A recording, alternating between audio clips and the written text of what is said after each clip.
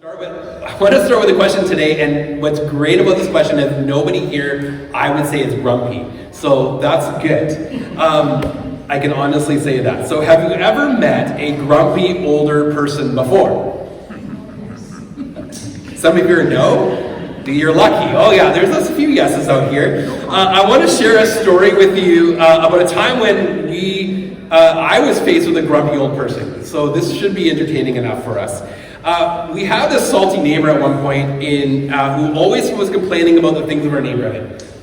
You probably maybe you've run into people like that before. Usually it's of other people and they're complaining to us. So we're just there, we're raking our leaves or whatever. I'm mowing my lawn, I have to stop mowing my lawn to listen to this lady, and she would just complain about the other neighbors. Until one morning, our older neighbor stormed across the street in her nightie, banged on our door, and complained about our cats, who at the time were dropping bombs in her backyard garden. Which, yes, I substituted the dropping bombs for the actual word that she used. We had a little chuckle at her choice of words, but we're also mortified because we were Jesus followers. We are Jesus followers. We were a pastor's family in a church in that community. And we wanted to be good representatives of Jesus. And yet here we are. But the other difficult question that kind of came into my mind really quickly was this. How on earth do you keep a cat from doing that? A leash? A shock collar? I don't know. How do you do that? Which also makes me wonder if cats are that smart and she's picking on who's mean in the neighborhood and just does it anyways. I tell you that quick story as a reflection, as I reflected recently on this neighbor, because what we invest in, we will inherit. If we invest in being joyful and loving and having a demeanor that we're for other people, we want to be cooperative with other people, the older we get, guess what? We become more joyful and loving. If we invest in a life of complaining and of being grumpy, we invest in what we invest in, we get. So that's one of the things I see in this passage we're going through today. If you're new today, you're maybe unaware of what we're doing, and we're going through the book of Luke. And in this story, this is actually part 2 of the story we started last week. So if you were here last week, great. You understand everything. I'll do my best in keeping everybody up to speed. If you'd like to go back and listen to it, you can go into our YouTube channel or our podcast. You can search it up if you're just curious about how that started. This is kind of like part 2 of this, and it's at the banquet of Levi. So if you remember from last week, the banquet of Levi, it was happening, and the religious leaders appeared to be grumpy. So as we kind of go on with that, we're going to pray, and we'll continue. So let's pray together. Jesus, we thank you for today. We pray that as we gather today, you would speak into our lives, so that we will know how we should live our lives for you, according to this passage and what we learn. It is in and through your name, Jesus, in whom we pray. Amen. So what we do is we're going to open up our Bibles. If you have a Bible, great. If you don't have a Bible, it'll be on the screen. Or there's a free Bible in the back. You can take one. You can borrow it or take one. It's up to you. But we're gonna be following along in this story, and I'm going to read it for you. So this is Luke chapter 5, 33 to 39. I have to be slow enough. Sometimes I think I'm a fast talker, which some people really appreciate, but some people are like, what was the reference? So chapter 5, 33 to 39. And it says this. They said to him, so again, this is still in the context of Levi's banquet. John's disciples often fast and pray, and so do the disciples of the Pharisees. But yours go on eating and drinking. Jesus answered, can you make the friends of the bridegroom fast while he is with them? But the time will come when the bridegroom will be taken from them. In those days, they will fast. He told them this parable. No one tears a piece out of a new garment to patch on an old one. Otherwise, they will have torn the new garment, and the patch from the new will not match the old. And no one who pours new wine into old wineskins, otherwise the new wine will burst the skins, the wine will run out, and the wineskins will be ruined. No, new wine must be poured into new wineskins. And no one, after drinking old wine, wants the new, for they say the old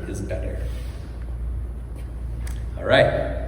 So that's our passage for this week, and we're going to get into it. Again, this is part 2 of what we looked at. So that's the scenario. So they're at this banquet. This Levi put it on. He's just decided to follow Jesus. He invited all his friends who didn't know Jesus. They had a Jesus party. Jesus is there. The Pharisees are watching. Somehow they're aware of what's going on. The Pharisees are the religious leaders of the time. They were Jews, but they were the religious sect. So if you weren't here last week, that's where we're at. The Pharisees are still around Jesus and the disciples at this banquet spot, and they're trying to question and trap them about why they don't fast. I think the cheerfulness of the disciples were really getting to the Pharisees. I think that starts to become clear, as if they shouldn't be enjoying the time they were spending with these outcasts, because they were with outcasts there. And the Pharisees say, why are you bringing in these people into your house and associating with them? They noticed the disciples were not practicing mournful fasts. So for whatever reason, they're observing, they're watching, they're taking notes on what's happening with Jesus' disciples. But we need to understand some things when it comes to fasting. The Pharisees said that their disciples and John's disciples, John the Baptist, often fasted and prayed, meaning John's disciples were doing more than what was required of them. That's important to understand here. We know this because the only fast prescribed in the law was the Day of Atonement, which is Yom Kippur, if you've seen that in your calendar before. And get this, we weren't anywhere near that time in the Jewish calendar. So why were Jesus' disciples accused of not fasting? Likely the Pharisees wanted to see the disciples do the extra fast that they've prescribed on top of all the other things that are happening. Maybe they noticed that Jesus' disciples didn't observe the last Yom Kippur when it happened. It doesn't say. Regardless, the Pharisees were perturbed that the rules they felt the disciples should be observing were not being observed. That is for sure. Now, this all being said, the author Luke does say this. He says that although they weren't fasting, they did pray often. There is a difference there. So Jesus points out in his response to them that his disciples can voluntarily fast later when he's gone. So it's not saying you shouldn't fast, but just to do it later. Until then, the rules don't apply to them. That's literally what he's saying to them. Meanwhile, while the bridegroom is there, he, the bridegroom, we are in wedding mode. So it's feasting, it's excitement, it's joyful. Who mourns at a wedding banquet, right? No one. It's party time. It's a celebration. So they won't be made to fast, but will be welcome to fast later. Which when Jesus is gone, the time of fasting must refer to in relation to the cross, in which that will be the time when they can fast. They can fast when he's gone because Jesus was the atonement, replacing the Day of Atonement. That's the significance of Jesus. When he came, that was the end of the Day of Atonement. It's now Jesus. So it wasn't necessary anymore to observe this day. So, okay, that is the why of fasting. But let's talk about the what of fasting. I think it's important. Not everybody understands fasting. Maybe you think of like a Whole30 or something like that. You've maybe heard of like some sort of fast or diet. But what are they talking about when they're talking about fasting? So let's bring everyone up to speed. What is fasting? David Kakish for the Gospel Coalition says this off their website. Fasting is a situationally birthed, psychosomatically sensed prompt from the soul to seek direction, correction, or comfort from God through prayer-soaked abstention as we await the return of our King. Fasting is not reserved for the spiritual elite. It's for you and me. May we practice it and more deeply experience the God who loves us. Like all of God's commands, fasting is for our good and our joy. So to rephrase this, to abstain from food, for example, would mean each time you hunger, there's hunger pangs, that the growly tummy that you get if you've abstained from eating. That would be a cue to pray out of a greater dependency on God rather than food. Make sense? That's kind of a simpler way of putting those big words that are up there. We did talk about fasting in our Sermon on the Mount series, so if you would like to learn more about that, and we can go a little more deeper into that, you can look on our YouTube channel or podcast. So now that we're up to speed on what fasting is and why they're talking about it, let's go back into the story. Jesus goes on to share a parable, which could be replaced with the idea of a pithy saying. So that's why he uses the word parable here. About a shrunken cloth and wineskins. Now, I want to tell you something personal here, okay? I need to tell you that it's interesting that I get to preach this, because we have many different preachers, and we're just going through the Gospel of Luke, and it landed on me, and I'm here today, and I get to preach this passage.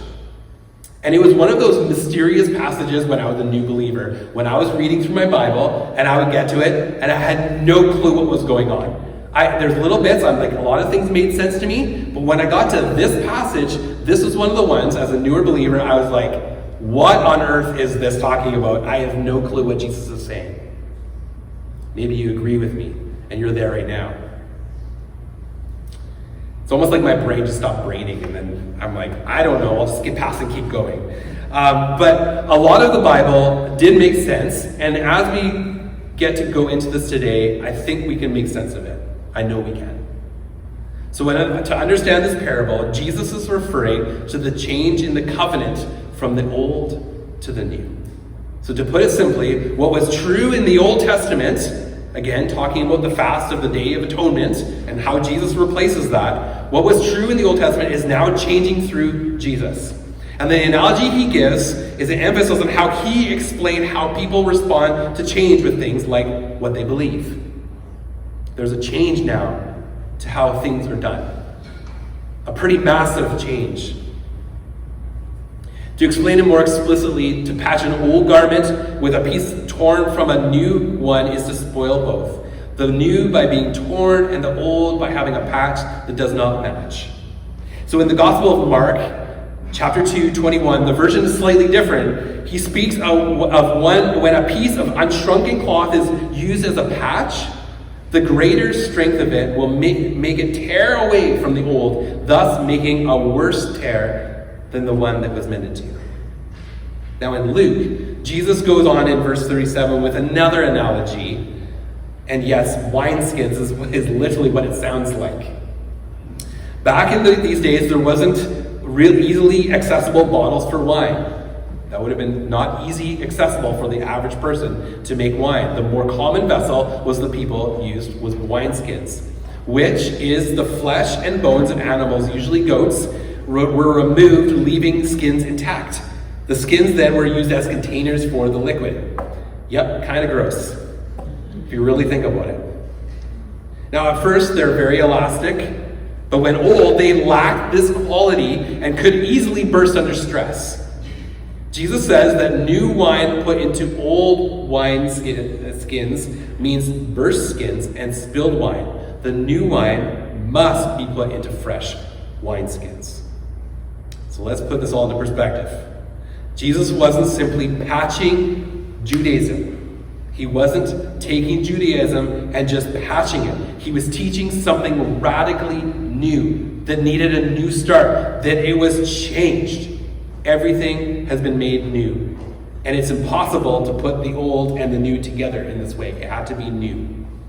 He sees that this teaching, this upside down kingdom that we've talked about throughout the series, this different way of living, will not be accepted for some who would prefer the older kingdom.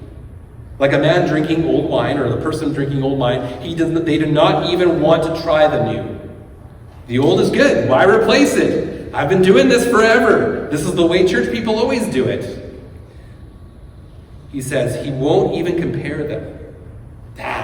It's good enough the way it is. He is so content with old that he does not consider the new for a moment. It's the old that is that good. So that's the response of people when they're looking at this type of kingdom. This old and this new, and this new way of viewing things that Jesus is doing, very drastically different than what the Pharisees, those religious leaders, saw and would like to make sure happened. It was very different. So now when we looked at these things, covenants, old and new, how on earth are we going to bring this to Canada in 2025? Well, I think there's two things that really pop out for me as I've been going through this that I think makes sense of where we're going through. The first is this: to be in the moment. It's interesting how fast we gloss over that very nuanced things happening in this passage. The disciples, in their joy and happiness, were living in the moment of Levi's banquet. They're just doing what Jesus was okay with. It's, yes, we're together. It's people that are maybe outcasts in society. We're even part of this. And they're just experiencing joy and happiness and being in the moment. There was a joy in following Jesus because of the grace that is given to his followers. They knew firsthand in the presence of Jesus this grace that is available to all. That we can accept this grace and we can live in this grace and feel the joy that comes with that grace. So how often, maybe even lately, have we seen ourselves get into the monotony of work or school and have forgotten to really enjoy life? How often does that happen to us? Maybe to ask yourself, am I currently living outside of the moment I'm in? Yes, it's possible. Have I slowed down enough to be in this moment of life right now? Or will I wake up one day and realize how time has passed? My kids have grown up. I've aged. Things are happening in front of me and I don't know it's just happening, and all of a sudden I wake up and I realize I feel the pressure almost every day, personally, so I'm sure other people out there feel the same. I feel like, oh man, things are just happening, and I gotta remember to take every moment in stride here. Maybe these questions will help in fleshing this out. Are we always waiting for a weekend? Are we always waiting for a vacation? For spring or summer break? For retirement? Are we filling our downtime on our phones or with the people we love that are around us? Making memories? Or, for example, our memories tethered to a screen? Is this what our kids see? I've seen this meme several times and it just always catches me. Is this what they see? That they don't see my complete face, that they just see a phone in front of my face? Or the loved ones that we're with. I mean, imagine Levi's banquet and all all Jesus sees of people. Like that Jesus is in this people, and you imagine a whole banquet full of people like this. Could you imagine that? That would be like super weird because they didn't have phones back then. But you can imagine it being like, oh yeah, we're just in this banquet, but we're just going to be all in front of our phones. Or are we focused on being here, present, in the present with those around us? Or I guess we could live in the past. That could be another thing. You just kind of like always thinking about the past or thinking about the future, neglecting the life and opportunities right here and now. The disciples were in full wedding party mode, enjoying the joyful life of Jesus, being a Jesus follower. They were living in the present. You know, this is definitely something I'm working on, so I'm not saying this as I'm better than you. I actually constantly have to remember, I can't just turn off my brain. My kids need me right now. They're asking me questions. Put down my phone and actually talk with them. Maybe you're like me in this. I don't know. And part of being in the present could have something to do with the next thing that we're going to talk about. The second thing that I think also comes out of the passage is to be careful not to let legalism be a ruling guide for your life. This is quite different. But I think we can learn this from the religious leaders. And I know I talked a bit about it last week, so there's a little bit of continuity. But legalism is so sneaky, and none of us are exempt from acting like a Pharisee. None of us are too above it. Just because we're a Christian, there's still a possibility for us to slip into this legalistic mode of pointing at others, judging others. Some of us may be more susceptible than others at legalism, but I think all of us can struggle with this. So do we catch ourselves saying, I can't because, and realize that there are things that stop us, these rules that we've put in place, other fasts, other things that maybe aren't required, but we put these in place just so that we can try to be good or try to be holy or try to look and appear to be good enough. That maybe has kept us from really living. Or maybe more accurately, are we always catching ourselves saying to others, You can't do that because. Whether you tell them or simply think it of them, that might be in our heads as well. What I'm not talking about is that moral choice that we need to make in any given situation. We should not indulge in sin, and there's always a right choice when it comes to this. Clearly, there are things that are wrong, like hurting others, turning ourselves away from helping someone in need. It's also wrong. Just because it isn't the right time to help or it's not convenient.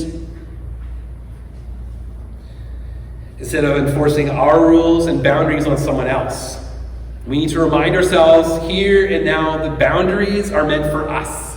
If we create boundaries, that's our own, it's for us, not for other people and to impose on other people. We should be quicker to judge ourselves before judging others. I think we can learn that from the Pharisees when they were quick to judge. Okay, so as one of these application points or something in this message, connect with you today.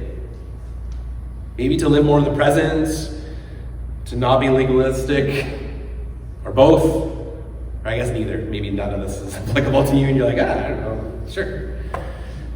Regardless, if one of these things hit you hard today, I encourage you to choose one this week. Not both. That would be a lot. Save the next for the next week. Save it to another time. But is it time to be more present with others? Is it time? Is this the last kind of encouragement and challenge for you? To be more intentional about it. Because the disciples got it in this moment. They knew that there is joy in being with Jesus.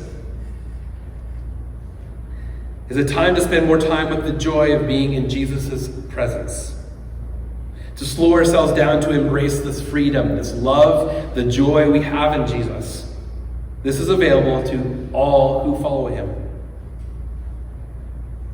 And how can we be the presence of Jesus, like our mission statement says, how can we be the presence of Jesus if we never allow ourselves to experience the presence of Jesus in our lives?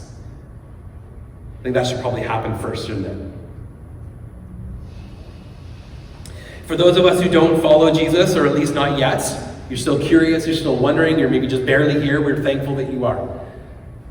Consider a life with Jesus. Consider what it would mean to commit your life and say, yeah, I want to live my life officially for that. How do I do that?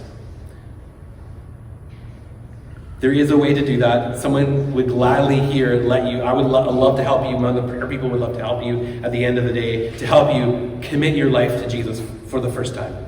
To make it a deal. To say, yeah, this is it. I want to just do this now.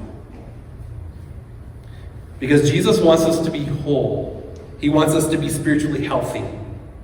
To be loving to others, to be present in the here and now for others' benefit, which in turn becomes our benefit.